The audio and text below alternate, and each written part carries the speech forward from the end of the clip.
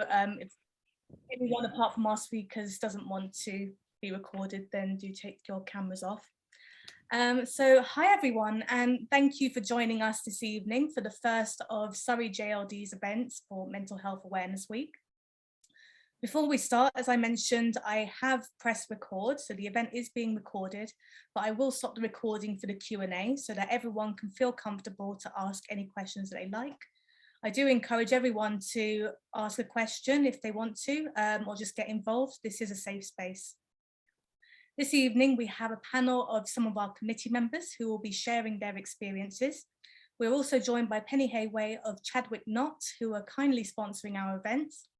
Everyone who has attended this evening will be automatically entered into our prize draw for a chance to win one of 3 amazing wellbeing themed prizes, which are donated by Chadwick Knott.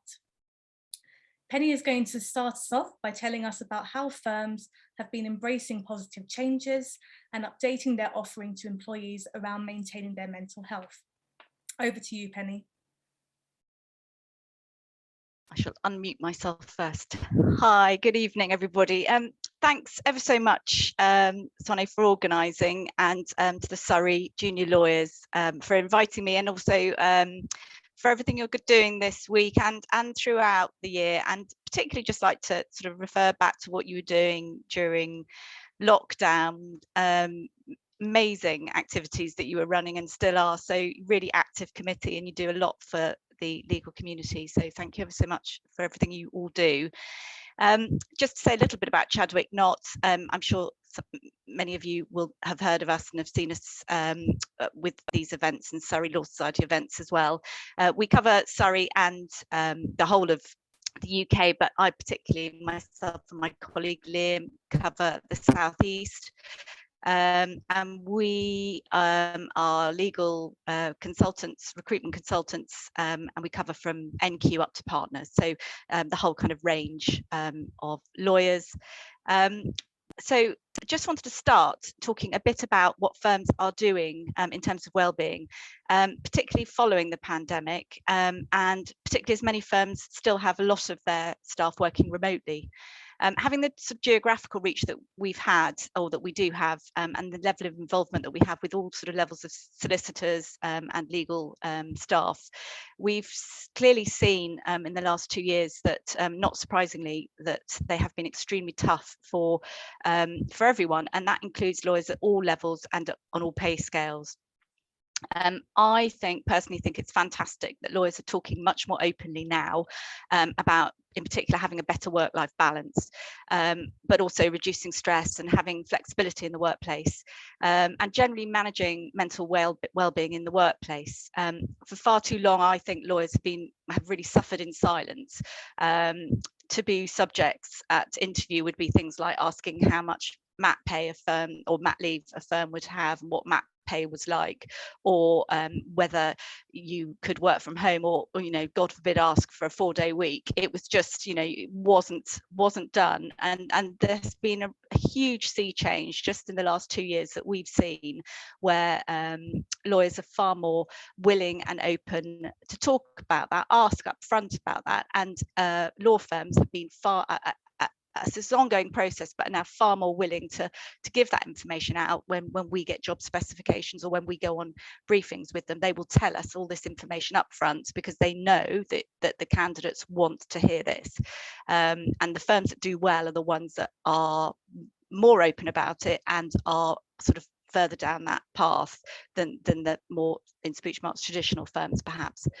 So thankfully, as mental health awareness is gaining greater prominence, majority of firms are embracing positive changes, and they're updating their offering to employees around maintaining mental health, I would say. As I sort of mentioned, over the pandemic, we saw a lot of firms doing really positive things, firms organising various events, online events, to keep their teams kind of motivated and in touch with people. We saw many firms appoint a specific health and wellbeing representative, which was a fully trained individual, not just a partner who was given the kind of like, that's your job, but somebody who's actually trained, who disseminates regular health and wellbeing advice to all staff. we've seen staff being trained as mental health first aiders, and active publicity within firms to say that to the staff that mental health is of paramount importance, and that asking for help is okay, and also offering confidential counselling services, for example. So all sorts of sort of things were being brought into play that I don't think perhaps would have happened quite so quickly if it hadn't been for the pandemic. You know, onboarding, moving all of that training online, which offers flexibility where we didn't have it before, and to add to this, you know, many firms were really, although there was obviously that sort of time where people were taking salary cuts and, you know, there was that uncertainty, I think a lot of firms did really well in kind of reimbursing monies that were taken off them, and also giving loans or giving grants, money for things like, you know, a plant, something to make your working space. It wasn't just, you know, a desk, you know, and all the equipment, but, you know, giving money to their staff to make their sort of working environment at home a nicer, better place to be. So, you know, some really positive things. The other changes I think has been that many more firms have signed up to the Mindful Business Charter, and I think there are now 50 plus law firms who've put their names to that, and that, you know, that is again a good change. But unfortunately, we are still hearing from lawyers at all levels that saying that they have a wish to move due to reluctance to their firm from their firms to allow flexibility or home working in particular, or generally just a negative work environment. And I would say that many more people are now putting a good work culture above salary, for example, whereas it used to be salary was key. You know, what professional progression is there? I would say now many more people, and the majority, are asking, what's the culture like, and is there, you know, what's the agility like, what's the flexible working like, and how did they behave during the pandemic? Those kind of questions are really, really key now to people. So in summary, what you should be expecting from your firm, I think, and these are kind of quite sort of diffuse and can be put into play in, you know, different ways, but I think you should be expecting support.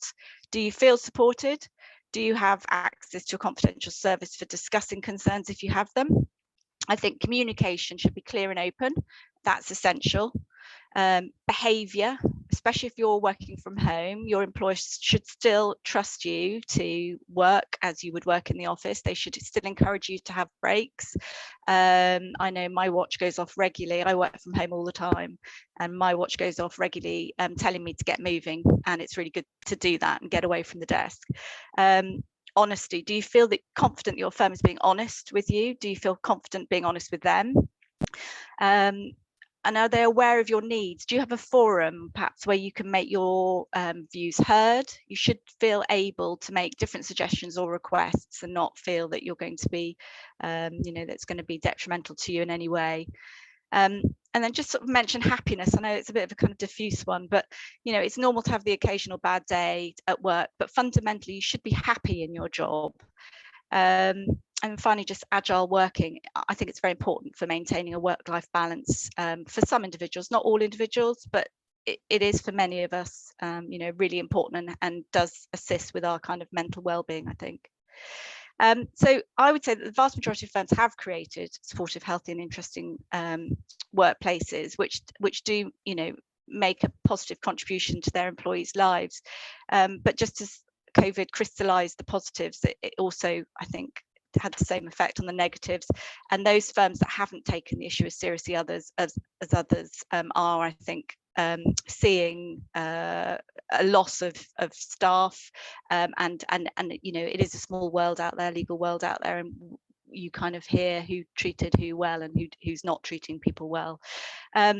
So questions, I think, that you, well, just to say as well that, that there is no need to remain in that kind of environment. You're probably all aware we're a very candidate short market at the moment. There was a recent survey that said 87% of law firms are struggling to fill certain roles. So, you know, there are other firms out there who perhaps are offering that you're not getting at yours if you're not getting it. So questions, just moving on to sort of questions that I think should be you should be thinking about asking at an interview. And if you're not comfortable, then you should be asking. If you've got a recruiter working with you, you should be asking your recruiter to either tell you or to find out for you. You want to know about the induction and onboarding. Is there a policy? Oh, I've just had a thing say my internet connection is unstable, so hopefully you can hear me. It's probably a couple of children on gadgets upstairs, so I do apologise. And is there strong it's for people when they're working from home? Do they offer a regular means of communication? Do you have regular one-to-ones? You know, not everybody can get into the office. Do they have sort of social events online if that's not the case? Mentoring and buddies, is there a mentoring system at the workplace? Do they offer that opportunity? And particularly if you're kind of a returner to work after a mat leave, it's really important to have those kind of systems in place that you're not feeling alone and isolated. Team building, do they offer team building events? We sort of mentioned that above in sort of communication, which gives staff an opportunity to work together. Are there consultative processes in place for making decisions? So do you have a way of discussing, for example, if staff want to have hybrid working practices, would you feel happy to do that? Is there a forum that you could have that conversation with your firm? And then sort of training and learning and around, you know, issues around that. What opportunities are there for staff to get together and upskill, either in person or in virtual meetings or at barristers' chambers? So, you know, what opportunities are there out there? Because those kind of coming together of your colleagues and with other people are really, really important. So you don't feel kind of isolated, particularly when people are working from home more. So that's a quick run through. And I'd just like to say again, thanks ever so much for organising this event. I think it's really important, and as we've all said, it's not just about this week, it's sort of ongoing. I really do feel, and I've kind of felt this in my career, that I felt most kind of I suppose vulnerable when I felt out of control. And I think information gives you power and power gives you control.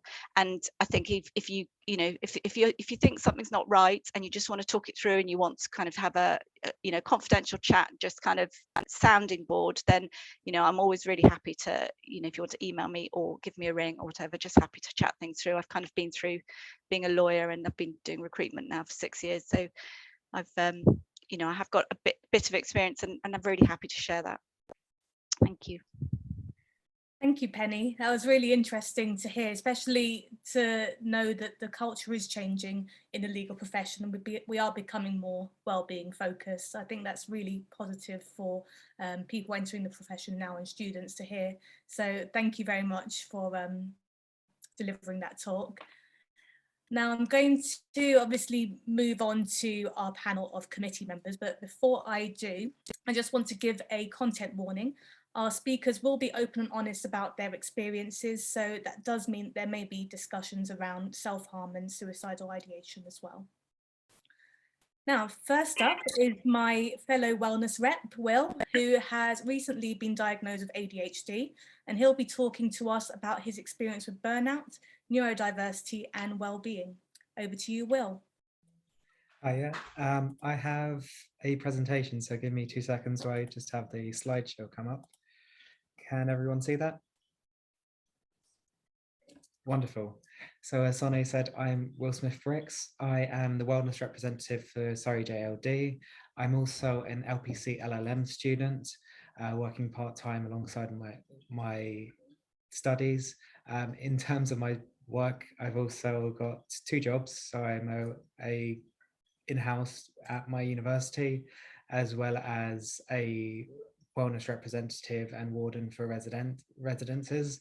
And on top of that, I am a union rep and help out with my local union.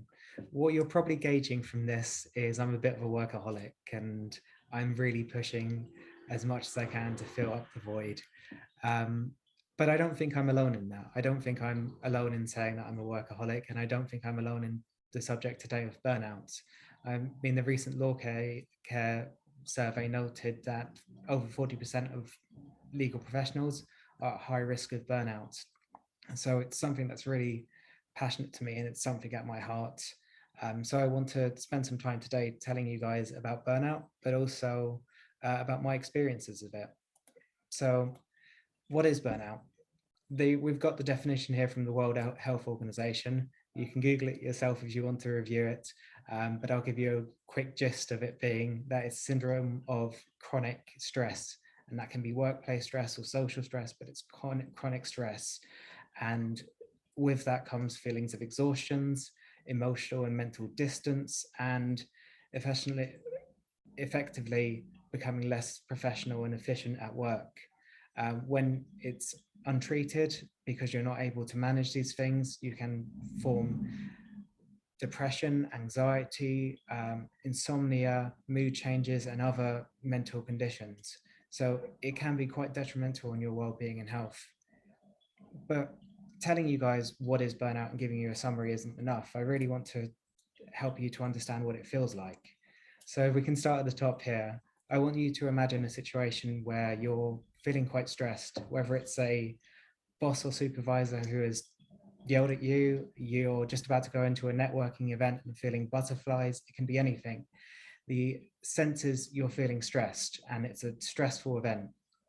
Now imagine that event has finished, but the stress hasn't gone away. The feeling of constant pressure hasn't gone away. And you bring that into your workday, you bring it into your emails, and you can feel it in the back of your mind. And other people are asking you to do things, but ideally you're dealing with that stress. And that stress can go beyond work. That can go into your social life, into your sleep habits. And after a while, you're so focused on that stress that deadlines are missed, due dates are gone, and you're repeating the cycle of people putting you in stressful situations. And that just builds up over time and it becomes almost overwhelming. Luckily for me, when I was having a period of burnout around November and December last year, I had the joy of the Christmas holidays where I had a week off where we could rest and relax. And in that time, I was reflective, thinking how much I had done over that month, but also, actually, yes, I'm burnt out. And I wanted to give you guys the signs of feeling burnt out, which is feeling tired, feeling quite helpless, feeling quite detached from the world. And that can be your working world, but that can be your social world as well. Having a cynical or negative outlook on life. I mean, most people can be cynics and be pessimistic, but having that all the time can be quite jarring to you, especially if it builds into self-doubt, where you're doubting yourself or your activities, the work you've done before, and saying, is this good enough? It just builds into a self-perpetuating cycle.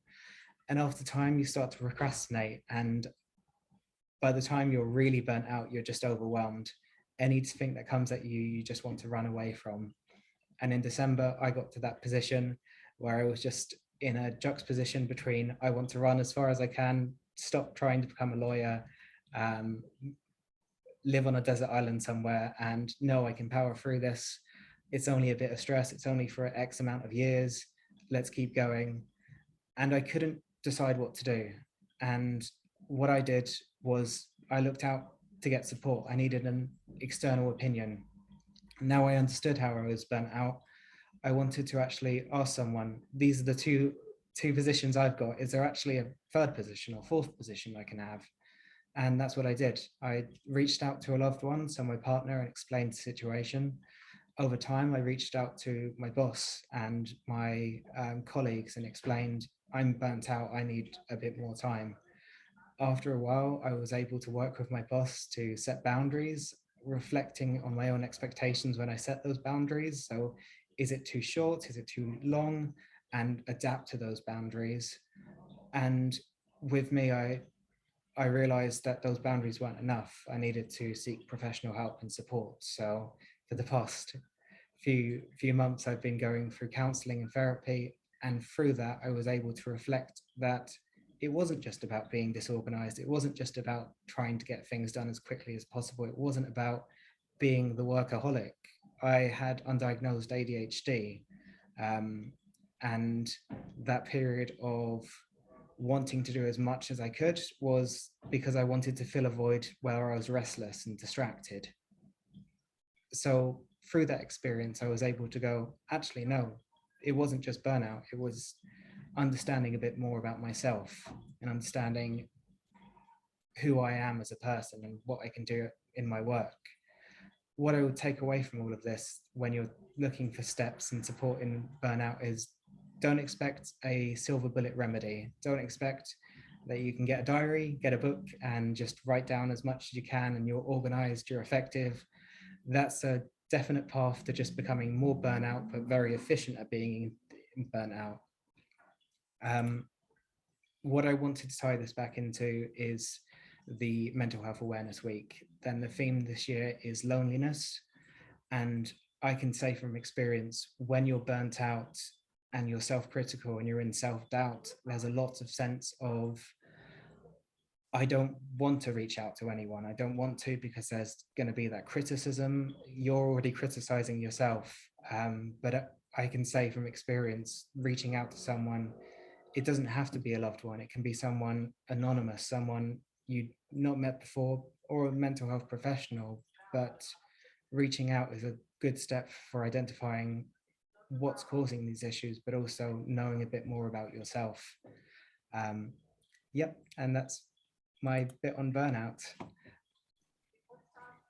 Thank you, Will. That was really interesting, and I obviously love the slides as well. A question that I have for you, see, some people might know I'm also being assessed for ADHD and autism spectrum disorder as well.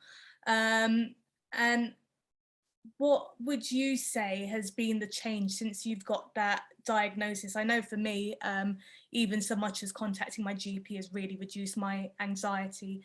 How would you say it's been for you? I think it's a sense of weight that you put on yourself. There's definitely a sense of WebMD syndrome. So whenever you look online, it says, oh, I've got this condition or something like that. And you're always doubting yourself that it ticks the boxes. So just removing that self-judgment was such a monumental task for me. But once I got through that, it helped me be a bit more efficient, understand how I can work with this condition rather than trying to work against it. Yeah, definitely, completely identify with that. And thank you very much. I'm sure everyone agrees. That was really insightful. So I'm going to introduce our next speaker, who is Katrina, who is our charity rep.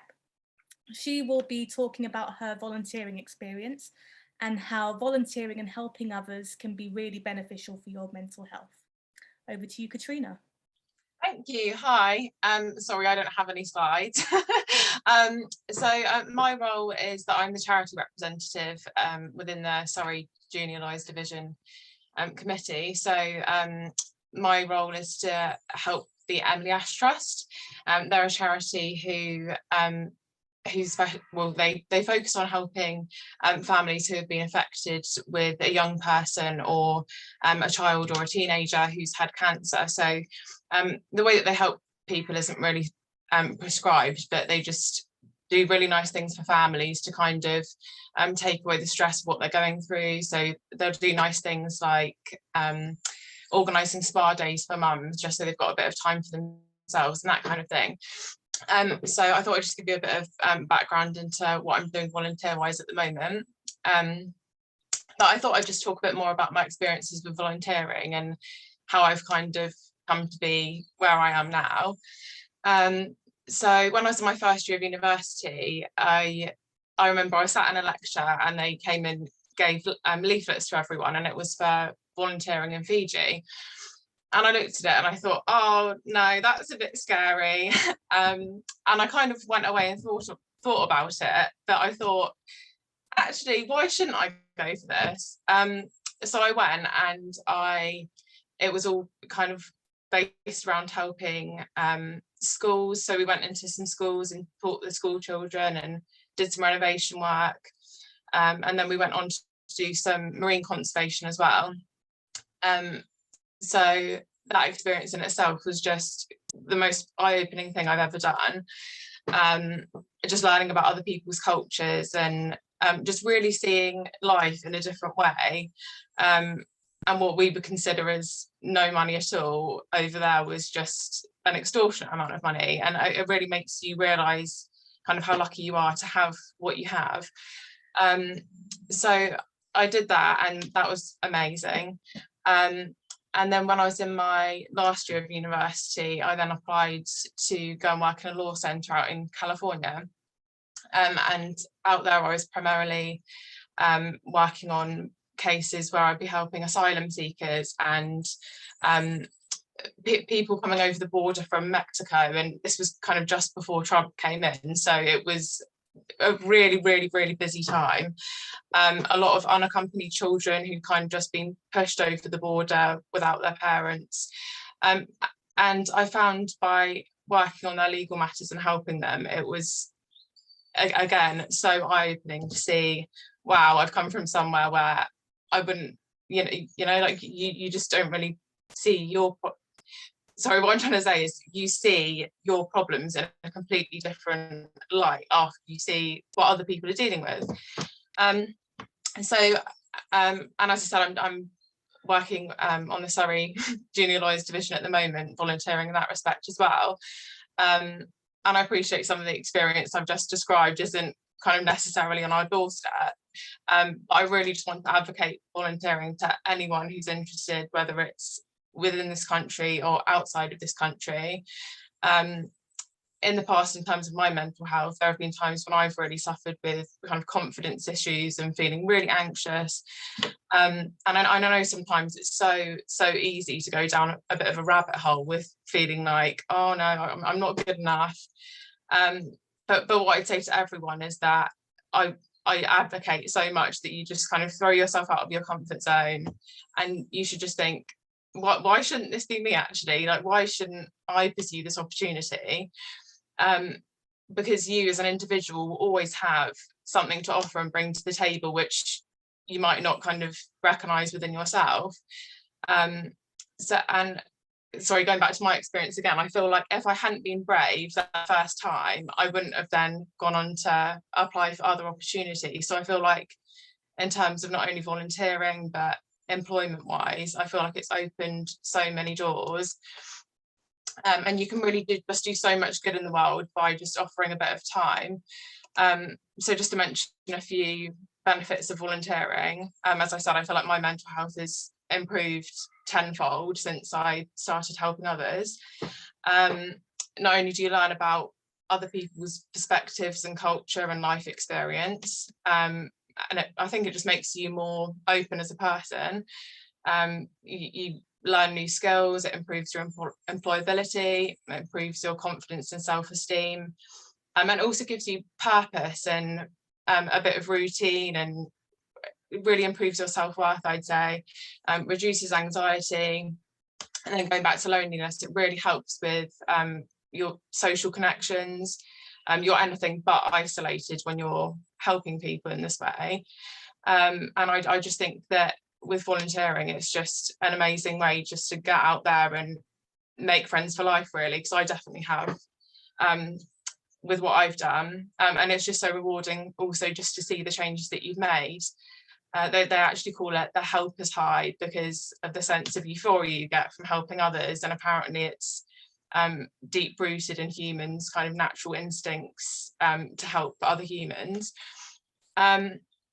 So just finishing up, but I would say to anyone that if you are interested, go on to divit.life, and that website has so many volunteering experiences available.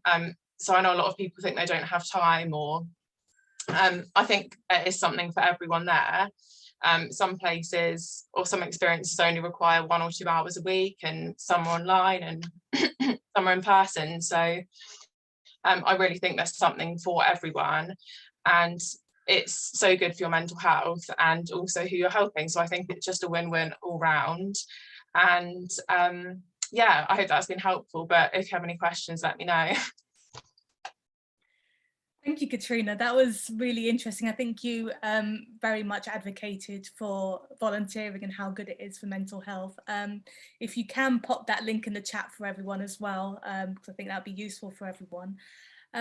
What the question that I have is, obviously someone that suffers with anxiety, if someone's got social anxiety, how would you recommend they go about volunteering, because they might be scared to sort of throw themselves into it? Yeah, that's a good question. I would maybe just dip my toe in to start with, and maybe just have a look through, see what's available on the website, and see what appeals to you, what's out there that you feel really passionately about and that you think, oh, actually, that could be something that I'd really like to do. And even if you start initially just by maybe emailing the charity or whoever's arranging it, and you maybe just ask the questions then, not face to face, because as I say, it can be daunting and it can be a challenge in itself sometimes just to kind of get out the door. But yeah, I'd maybe just contact them or just have a phone call or an email first initially, just to answer any questions that you've got and see what they've got to say. And then I think from there you can kind of decide whether it's something you want to proceed with or not. But I really think it's one of those situations where you'll be fine when you get there. But you really just have to have faith in yourself and think, no, I'm going to do really well at this and I'm going to enjoy it and I'm going to meet some great new people. And I think you just have to expect that it's going to be good. Don't think, oh no, this could be awful and scary. I think you just have to presume that it's going to be a good experience. So just have faith and get out the door as best you can. Well, that's me sold. So I'll be checking out this link after the event. Thank you very much, Katrina. That's really advice. Thank you, Amber. And we're now on to our final speaker, as I would say last but by no means least, Martin, who's our chair, and he will be talking about his autism and how that has impacted his mental health. So over to you, Martin. Thank you, Sine. And so, yes, that I should first of all say that autism or any form of neurodiversity should not be confused with mental health problems, but can certainly have an impact. And that's thinking of what Amber said about terminology. That was fascinating to find out recently that the Maori word for autism translates to in their own time and space, which I feel reflects the condition very well.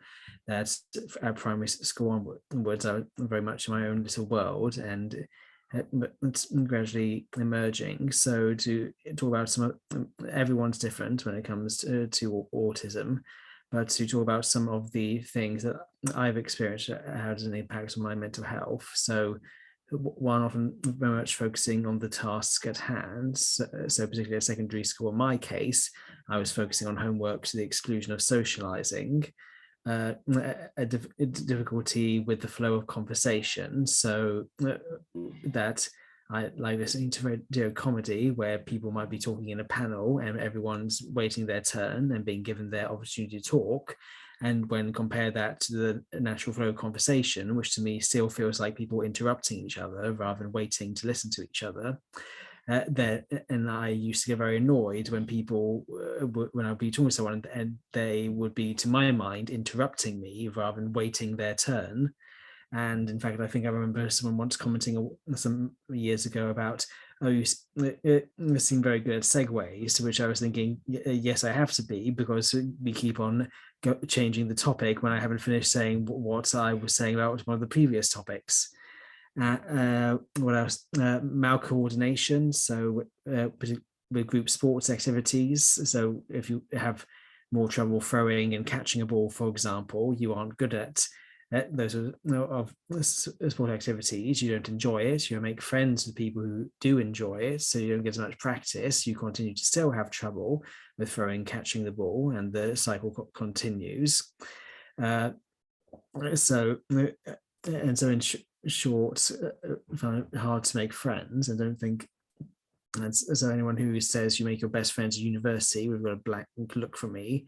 Although I didn't make one friend at the end from university, my best friends, but it happens to be neurodivergent too, as it happens. and who also mentioned that a friend with another neurodivergent person who in her case said it's that she first liked talking to my friend because she wasn't looking at her, because that can be another aspect of autism, of a mixture of too little eye contact, for example, talking to new people, or too much eye contact. So sometimes people say that I'm staring, but to my mind, I've always been following what the teachers in the classroom were saying, that to show you're paying attention to me, look at me. And so to my mind, if I'm looking at someone, it shows I'm paying attention to them. It's confusing that I should be doing anything else. We talk about high standards, and so this might sound an extreme, but for example, when I went to the university and I did English undergraduate, and so it was coming up to a seminar. I'd read the book, I'd read a bit around the book, but I still hadn't felt I'd read quite enough around the book. And to give you an idea of my high standards, I was thinking of filling up the kettle in my room with hot water and pouring it on my legs to give me an excuse not to go to the seminar, because I felt that I hadn't done as much work as I could have done. But then I fought against it. I then thought, well, I'm going to be late. I'd rather turn up on time and see how it goes. And when I turned up and sat down with a few other people at a table in my seminar, it turned out I was the only one who'd read the book, let alone read around it. So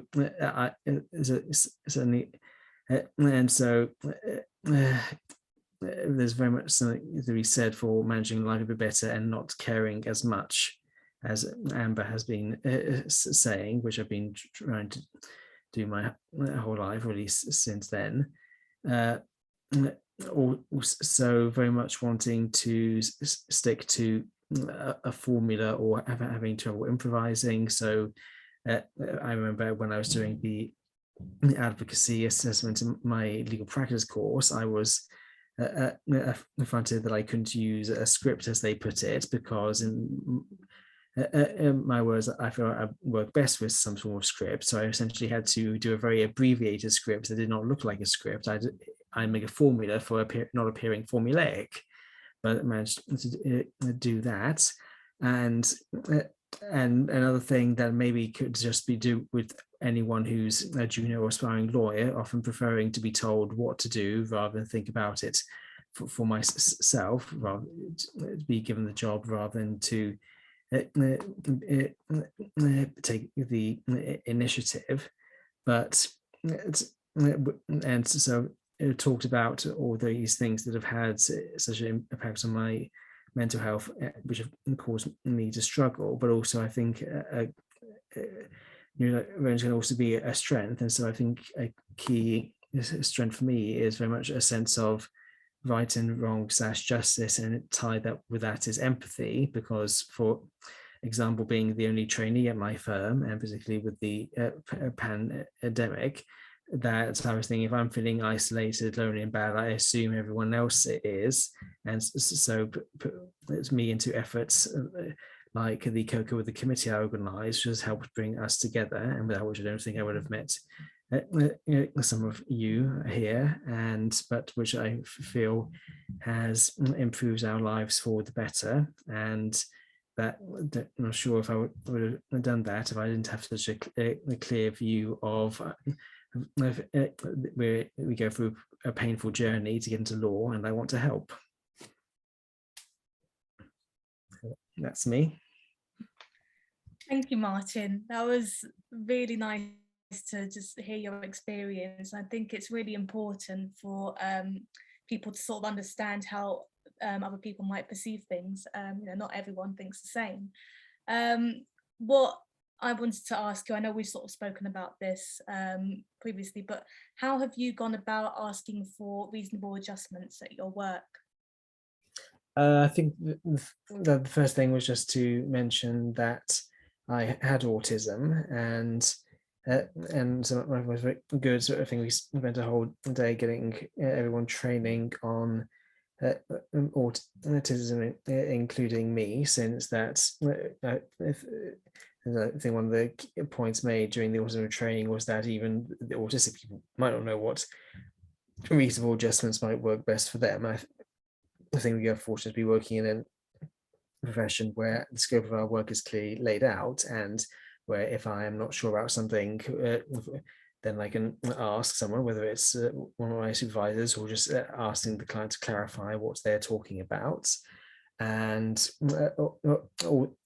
so for me, that compared to people with more severe neurodivergence or people with physical disabilities that can impact their day-to-day, most likely have a much easier time than most. For me, I think the primary thing that I feel like I realised that result of the autism awareness training and exploring of what reasonable adjustments might be suitable for me was an appreciation that I can get quite wrong-footed if I get a call out of the blue. That sometimes it can be very helpful for someone to tell me in advance of when they expect to call and what they want to talk about. But so that was the key thing. But I think the key thing is whether it can be easy to, for example, if you're trying to join a law firm or in a law firm, to be quiet about your disability, particularly if it's an invisible one, like autism. But the key thing is that, particularly for whether aspiring or junior lawyers, is that if you're joining a firm and are quiet, then you don't know how open they are to helping you, and they're possibly, and you may think that, oh, any firm will be fine depending on the situation you're in and how much you want to get out of it, but then your life's going to be a lot more difficult and quite hellish, as some junior lawyers have been telling me. If you join a firm who, it turns out, isn't supportive of people with disabilities and doesn't take making reasonable adjustments seriously. And something else that's came to mind, that you can tell I do well with open questions because I'm rambling on and on. Sometimes people say I stutter as well. Specific questions can be helpful too. But yes, but it can be tempting to think that I shouldn't disclose conditions, but one, that is, you could be doing yourself this favor in the future, and two, that it's possible that if you hadn't disclosed earlier, you could have run into issues that could have been easily anticipated or resolved beforehand. So it's every bit to your advantage to be open and honest, as we should all be as solicitors. Honesty and integrity are some of the key principles. Yeah, absolutely. I completely agree with that. Thank you very much, Martin. Now I'm going to obviously open up the floor to questions. I'm aware of the time, so I do want to make sure we get around to questions. But before I do, just because we've had a few of us speak about neurodiversity, I did want to give a shout out to Neurodiversity in Law. Danielle, who's one of the committee members, has actually joined us this evening, but as she's by phone, she can't tell us a bit more. So I just want to say that they're a brilliant group trying to promote awareness of and support neurodiversity in the legal profession. And I'll pop a link to their website in the chat for anyone else who's interested. So I'm going to stop the recording now and take some questions. As I said, feel free to ask anything. This is a safe space. You can either pop a question in the chat or unmute yourself and ask the question yourself.